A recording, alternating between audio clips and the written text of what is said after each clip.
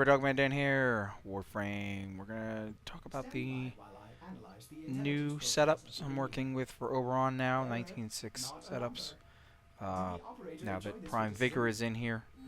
Now, of course, as you can see on my neck, I've got the damn cyst here.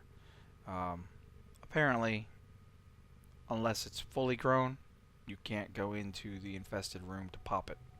So now I've got to wait for it to fully grow on my Oberon, and then I can go pop it. And I don't have to worry about it again. Anyway, we're going to talk about two different setups here. Slight changes, and bear with me for my allergies and whatnot. So setup number one that I'm using now is a 5 Forma setup. You can play around however you want. So I use a dash polarity, and we keep it nice simple. Dash polarity. You don't have to talk about the actual names, right? Because that has the most auras available in terms of the types of stuff that I would use in here. So the dash aura works perfect for me. I did swap up and put Cunning Drift in here. This allows me to have, let me just kind of go over here just to kind of show you. This allows me to have a couple of different things. So in this case, it allows me an extra 15% power range. But I get slide and friction, which is a good thing for Oberon in this case. As you can see, we've got our duration at 125 because that's where I've got my prime continuity. That's pretty much where it'll probably always stay if eventually I decide to pop up the extra endo to get into the 55. That's fine. We're still running the prime flow. That's a good thing to have on him because he doesn't have a big power pool, so we'll give him a nice power pool of 400 here for me. In this case, I went with Transient Fortitude and Intensify to get the extra power strength. That was a swap up from before. I'm still keeping my Rapid Resilience. I like the status duration resilience, if you will, or debuff, however you want to call it. It allows me to last a lot longer and be more competitive in terms of survivability. And I'm keeping the Sure-Footed on here at 60%. I did have the power drift up here before with the Sure-Foot to give me a 90% chance to resist knockdown, but 60% still seems pretty good. And the change up here is now that I can remove Steel Fiber and put in the Prime Vigor, which I'm only at 180 right now, but I will max that out to the 220. With the Vitality, that will work out beautifully in terms of the health and shield, and that just compensates for me. It feels like it compensates the difference for the armor.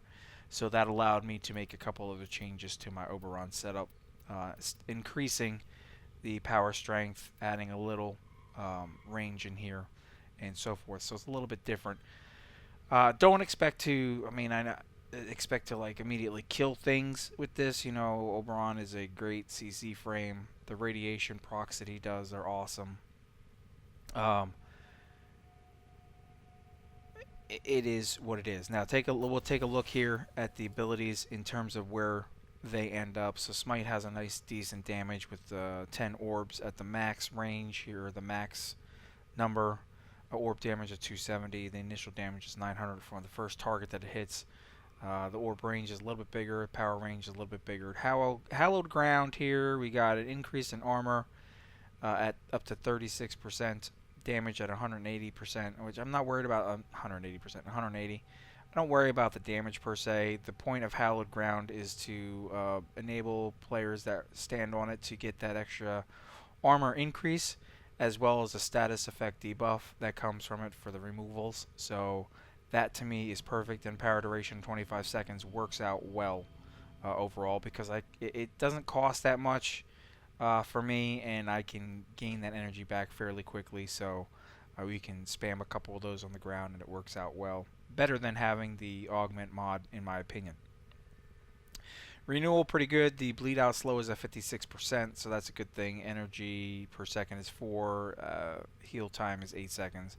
The initial overtime heal here is 720, or the overtime heal max is 720 plus the initial 225, if that makes sense to you. So you could really get somebody back up to max, including yourself, or close to it based on what they're using. And of course, Reckoning, that blind duration of 5 seconds with the 4.6 meter, that works out well. Decent damage. It's not going to definitely kill high level enemies, but I'm not worried about killing them. I'm worried about dropping that radiation on them to let them get confused and do some of the work for you. And you know, if you got the right weapons, you're good to go. And then your power range here at 17.25 meters, not huge, but just a little bit better.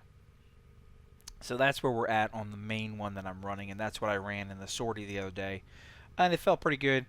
Still a little challenging, a lot to work with. You know, you have to be pretty aggressive in terms of how you play Oberon to do that. But if we swap over here again, take that out, and then we come over to my secondary, which is more of a solo player melee for me, and this is going to be more consistent with closer to how I was before. As you can see, still running the energy siphon for the initial energy pickup, but now I've got power drift on here to give me the 15% power strength with transient fortitude, so it's only 165, not a biggie to me. But I'm getting the knockdown resistance at 90% now. So especially when I'm doing melee, this is going to work out wonderfully for me, the knockdown resistance with the rapid resilience, the status duration debuffing, if you will.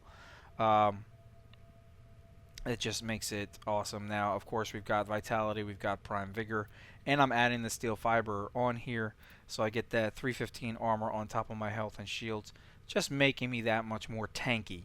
Again, we're not worried about I have to kill these enemies. I have to be the awesome guy that kills the enemies with my abilities. We're talking about controlling the enemies here, giving them the radiation proc, letting them do some work. And if you're running melee, you're in there with your favorite melee weapon anyway. And of course, we're still keeping prime continuity and prime flow. In terms of how it looks ability-wise, it's not a huge difference in terms of damage numbers if you're talking. So before it was 900, now it's 825. One less orb. A little less damage. But again, this is my melee setup, so I'm more concerned about that. A slight decrease in armor. 36 goes down to a 33. Power duration still stays the same at 25. I'm on top of this, the hallowed ground anyway, so I'm not worried about the length and width on this.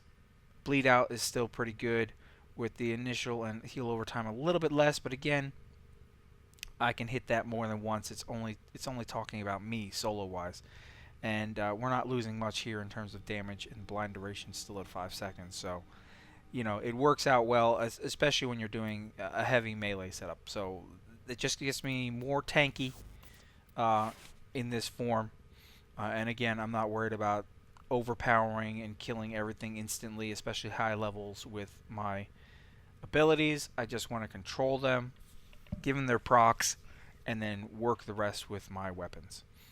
Comments, questions below. It won't be for everybody, but that's where I'm at in this 19.6 update now. Hopefully, it helps out people that have been asking about it. I'll talk to you guys soon.